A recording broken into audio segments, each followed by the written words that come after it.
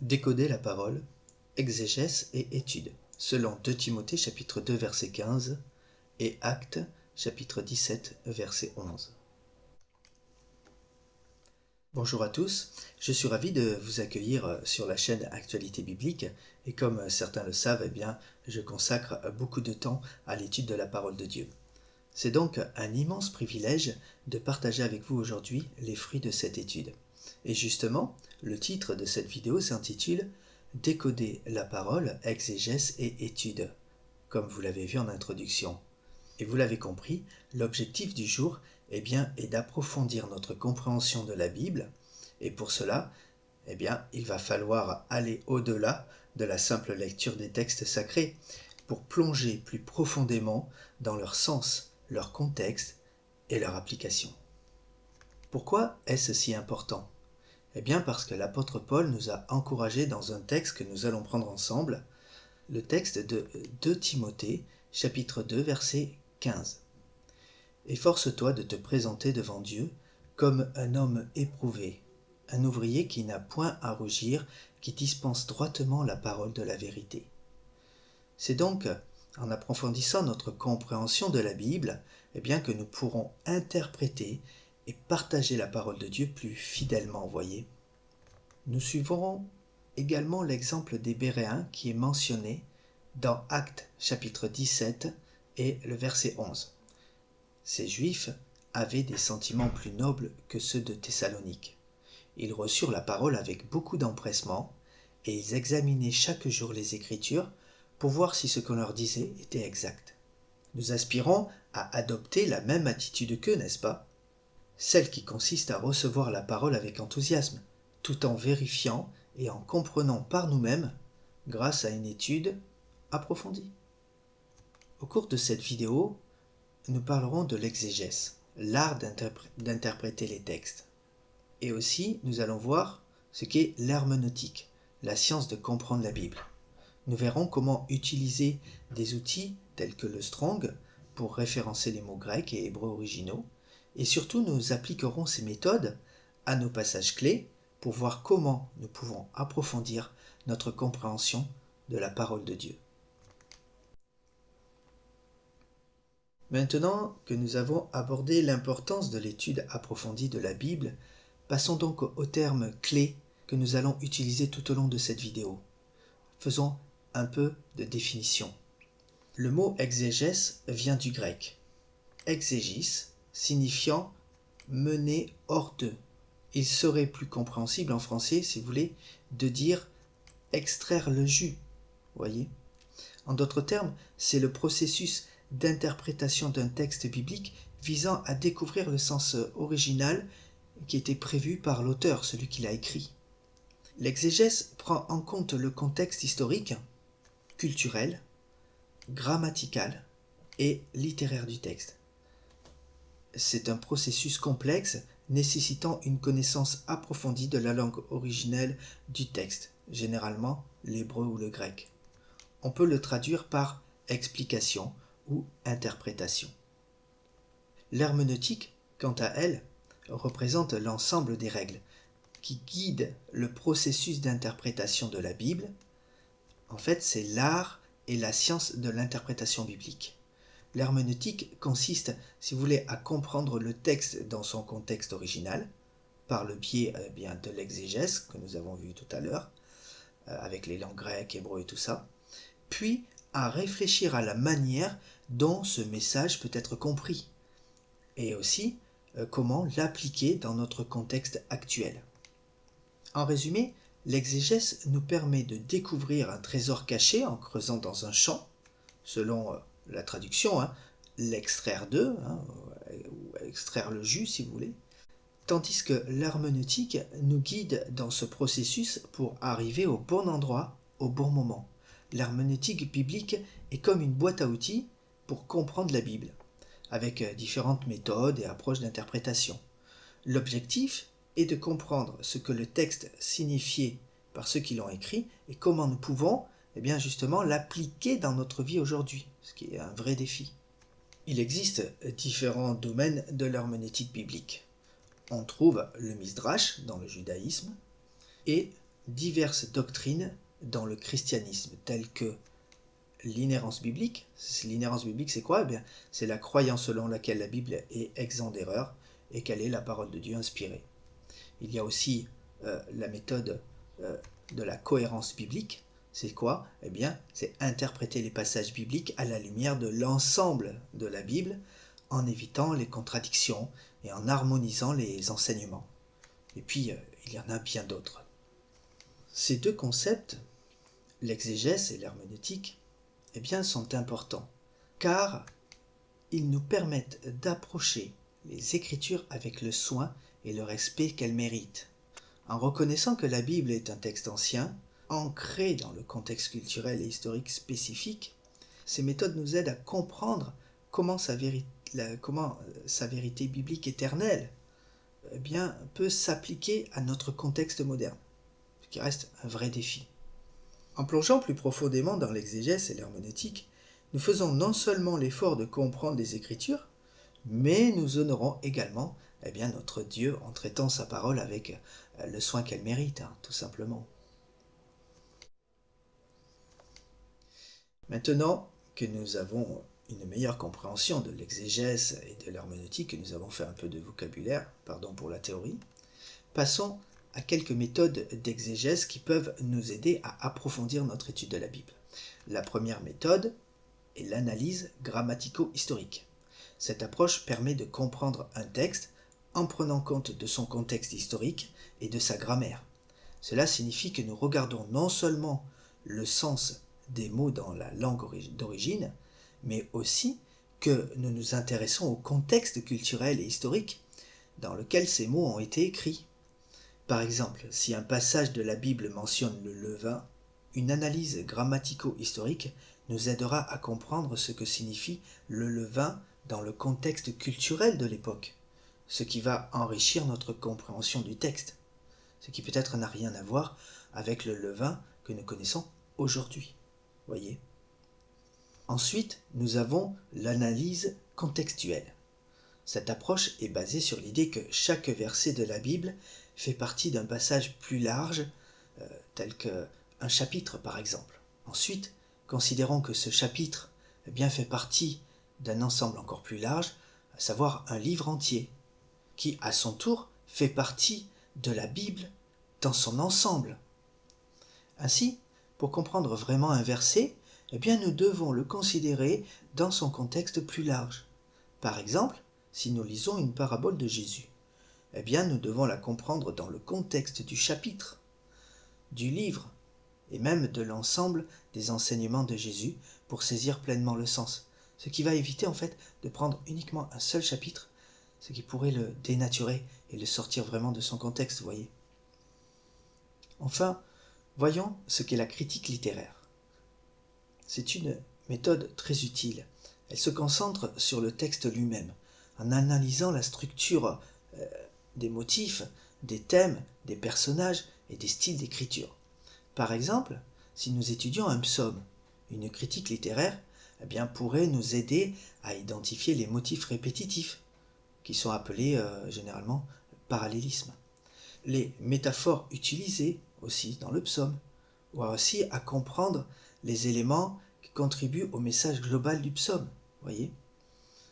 J'espère que vous vous rendez compte combien chacune de ces méthodes offre une perspective unique et précieuse pour notre étude de la Bible.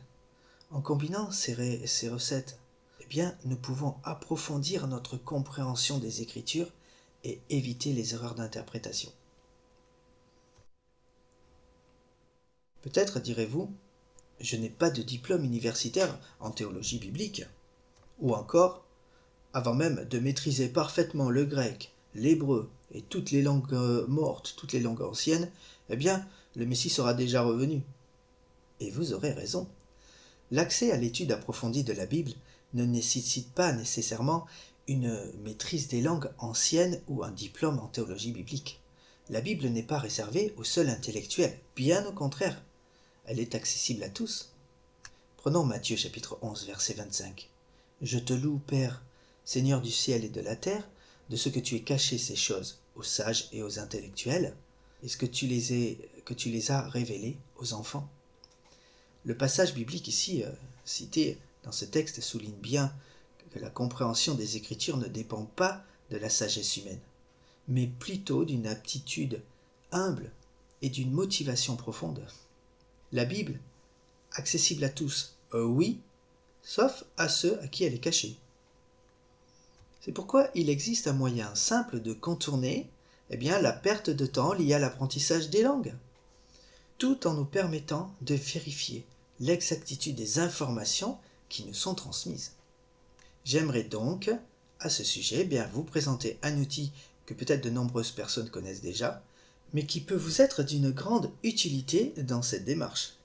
Il s'agit, attention roulement de tambour, du Strong, Exhaustive Concordance, plus communément appelé le Strong. Le Strong est comme un dictionnaire qui référence les mots par des numéros et qui donne leur signification. Grâce à cet outil, en explorant les mots grecs et hébreux dans la traduction originelle, on peut découvrir des significations plus profondes, plus nuancées. Par exemple, prenons l'expression « pauvre en esprit », contenue en Matthieu chapitre 5, verset 3. Nous verrons que cela ne signifie pas seulement la pauvreté matérielle, mais il y a quelque chose au contraire de beaucoup plus glorieux. Mais nous ne l'étudierons pas aujourd'hui. Mais sachez qu'après l'analyse, il s'agit plutôt d'une reconnaissance de notre besoin profond de ce que Dieu nous apporte et de notre besoin de salut en Jésus-Christ. Voyez, c'est beaucoup plus glorieux. C'est presque même tout l'inverse, je dirais. L'étude approfondie des Écritures révèle bien des trésors cachés. Le Strong permet également de comparer l'utilisation d'un même mot dans différents passages bibliques. En identifiant les occurrences et les numéros de référence, le mot « foi » par exemple, peut avoir différentes interprétations selon le contexte où il est utilisé. Cela permet d'avoir une vision plus complète de la façon dont certains mots ou concepts sont présentés dans les Écritures. En résumé, l'utilisation du Strong Concordance est un moyen efficace d'approfondir notre compréhension des Écritures sans nécessairement maîtriser les langues anciennes, comme vous le voyez. Cet outil nous aide à saisir les nuances des mots originaux et à explorer plus pleinement le message de la Bible. Après avoir posé des fondements solides pour l'exégèse, l'herméneutique et l'outil Strong, passons maintenant à l'application de ces connaissances pour notre étude de la Bible. Prenons pour cela les deux passages clés mentionnés en introduction, à savoir 2 Timothée chapitre 2 verset 15 et Actes 17 verset 11. Et voyons ce qu'ils nous enseignent sur l'étude approfondie de la parole de Dieu. Prenons donc le verset de 2 Timothée chapitre 2 verset 15. Efforce-toi de te présenter devant Dieu comme un homme éprouvé, un ouvrier qui n'a point à rougir, qui dispense droitement la parole de la vérité. En utilisant une approche d'analyse grammatico-historique, nous devons tenir compte du contexte de cette lettre. Il s'agit d'une lettre de Paul à Timothée, où Paul encourage ce jeune leader spirituel. En utilisant l'outil Strong, examinons le mot grec orthotoméo, désolé pour la prononciation, qui est traduit par « qui dispense droitement ». Il n'apparaît qu'une fois dans la Bible. Il s'agit littéralement de couper droit. Il est composé de 2 racines, tomoteros et ortho, que nous allons d'ailleurs étudier par la suite. C'est une métaphore pour décrire le travail précis d'un ouvrier taillant avec précision, du bois ou de la pierre. Cela souligne donc l'importance de l'interprétation précise de la parole de Dieu, ce qui nécessite d'étudier avec attention et précision pour y arriver à ce travail. En approfondissant notre étude, la racine grecque du mot tomoteros signifie plus tranchant. Ce terme apparaît dans Hébreux chapitre 4 verset 12. Je le lis, car la parole de Dieu est vivante et efficace, plus tranchante, donc tomoteros, qu'une épée quelconque à 2 tranchants, pénétrant jusqu'à partager âme et esprit, jointure et moelle. Elle juge les sentiments et les pensées du cœur. Voyez, ce verset démontre la précision extrême et l'efficacité de la parole de Dieu. Gardez bien en tête l'ouvrier, voyez, qui taille la pierre et le bois. En poursuivant notre analyse, on découvre la racine grecque ortho, qui signifie droit, correct ou bien aligné. C'est l'opposé, si vous voulez, de courbé, justement. Le terme est souvent utilisé pour décrire une posture droite, voyez, un mouvement régulier. En prenant exemple encore de l'ouvrier, voyez, qui va tailler droit, voyez. Eh bien, il peut aussi avoir une connotation morale de conduite juste, par exemple.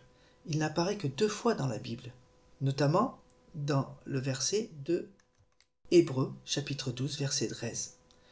Ce verset nous encourage à suivre des voies droites, ortho, afin de ne pas dévier et de nous renforcer. Ce verset nous incite à maintenir une vie droite, voyez. En conclusion, l'étude sérieuse de la Bible requiert un engagement attentif. En se référant au verset clé de 2 Timothée chapitre 2 verset 15, il est crucial de rechercher la précision, voyez, et la clarté dans notre compréhension de la parole de Dieu. C'est crucial. En tant qu'étudiants de la Bible, il nous incombe à nous de transmettre et d'interpréter correctement la parole de Dieu. Ainsi, nous éviterons les interprétations erronées et les enseignements trompeurs. Cette responsabilité nous permettra de discerner la vérité et de nous préserver surtout des erreurs doctrinales qui tordent les Écritures, voyez, qui courbent les Écritures et qui peuvent entraîner une mort spirituelle. Passons maintenant au deuxième exemple, deuxième verset clé, Actes chapitre 17 verset 11. Ces Juifs avaient des sentiments plus nobles que ceux de Thessalonique. Ils reçurent la parole avec beaucoup d'empressement et ils examinaient chaque jour les Écritures pour voir si ce qu'on leur disait était exact. Concernant le contexte historique des Béréens, eh bien, les informations en dehors de la Bible sont très limitées. On sait simplement qu'ils étaient une communauté juive vivant dans la ville de Bérée, voilà, en Macédonie, et qui faisait partie de l'ancienne Grèce. Il était donc, je pense que cette communauté était probablement influencée par la culture grecque, si vous voulez, de la région, qui visait à tout examiner. Néanmoins, les Béréens sont connus pour être ouverts d'esprit et chercher activement la vérité. Lorsque Paul leur a prêché l'Évangile, ils ne l'ont pas écouté aveuglément, mais ils ont examiné attentivement les Écritures pour vérifier ces paroles. Ils sont souvent cités en exemple pour leur discernement et leur enthousiasme dans l'étude des Écritures. Ce verset souligne l'importance d'étudier attentivement la parole de Dieu. Il utilise pour cela le mot grec spécifique anakrino, qui signifie examiner justement. Eh bien, ce terme provient de la racine krino, qui signifie mettre en morceaux, décortiquer, voyez, prononcer une opinion concernant le vrai et le faux, chercher la vérité dans un procès. Eh bien, il s'agit ici d'un examen rigoureux et d'une recherche approfondie de la vérité, n'est-ce pas? Les Béréens ne se contentaient pas d'accepter passivement les enseignements. Non, ils cherchaient activement à comprendre et à vérifier la vérité de la parole de Dieu. Cette attitude est également importante lorsque nous regardons des vidéos chrétiennes, voyez. Il nous faut chercher à comprendre, à chercher si ce qu'on nous dit est exact. Lorsque nous écoutons des enseignements religieux, ou lorsque tout simplement nous étudions la Bible. Allons encore plus loin dans notre analyse, si vous voulez bien. En Actes chapitre 17, verset 11, nous trouvons 2 groupes de croyants. Il y a les Juifs de Thessalonique et ceux des Bérées, que nous avons parlé juste avant. Une comparaison intéressante se présente avec le sens du mot. Prenons le sens du mot justement Thessalonique. Eh bien, il signifie victoire de ce qui est faux. Voyez? Vous vous rendez compte? Ironiquement, son nom reflète sa nature trompeuse. Eh bien, tout ça contraste avec les Béréens qui sont loués pour leur noble attitude, justement. Contrairement aux Thessaloniciens, eh bien, ils examinaient les Écritures quotidiennement pour vérifier la véracité de ce qui leur était enseigné. La leçon que nous pouvons tirer de ce passage est double. Premièrement, nous ne devons pas accepter passivement la vérité, mais la rechercher activement, je répète activement, en examinant minutieusement les Écritures. C'est la première leçon. Et la deuxième leçon, il est important de rester méfiant, car le faux peut souvent se présenter de manière trompeuse comme la vérité, peut apparaître comme une vérité, si vous voulez. L'exemple de Thessalonique, appelé victoire de ce qui est faux, nous rappelle cette réalité. En utilisant l'exégèse et les outils tels que le Strong, nous avons, ça c'est sûr, la possibilité d'enrichir notre compréhension des Écritures. Cette approche nous permet de plonger plus profondément dans l'étude de la Bible et d'obtenir une meilleure compréhension de la parole de Dieu. Alors je sais que ces outils, notamment, sont pratiques sur l'ordinateur, mais ils existent aussi sur les applications de téléphone. Pour les personnes qui ne sont pas coutumiers d'utilisation informatique ou de téléphone, eh bien vous pouvez toujours vous faire aider par d'autres personnes qui ont justement cette capacité. Dans cette vidéo, nous avons exploré l'importance de l'exégèse et de l'herméneutique dans l'étude de la Bible. Nous avons vu aussi différentes méthodes d'exégèse comme l'analyse grammatico-historique et la critique linéaire qui nous aide à mieux comprendre les Écritures. Et nous avons finalement utilisé le Strong pour explorer les nuances des mots originaux de la Bible. Nous avons appliqué ces connaissances à des passages clés tels que 2 Timothée chapitre 2, 15 et Actes chapitre 17, verset 11, montrant comment les outils enrichissent notre compréhension des Écritures et l'importance d'étudier la parole de Dieu fidèlement. Je vous encourage donc à approfondir votre étude de la Bible en utilisant ces outils et ces méthodes pour découvrir les richesses qu'elle renferme. Comme Paul l'a dit à Timothée, nous devons présenter la parole de la vérité avec droiture. Recevez la parole avec empressement et examinez attentivement les Écritures. La chaîne Actualité biblique, justement à ce sujet, prévoit de consacrer une thématique spécifique à l'étude approfondie de la Bible. Nous utiliserons le dictionnaire de Strong pour comprendre le contexte et la signification originale, afin de rechercher la vérité. Je vous invite donc à me rejoindre dans cette quête de connaissance et de vérité. Nous explorerons ensemble les richesses de la parole de Dieu. Merci de m'avoir suivi jusqu'à la fin de cette vidéo. Que votre étude de la parole soit enrichissante et édifiante, et que Dieu vous bénisse. À bientôt.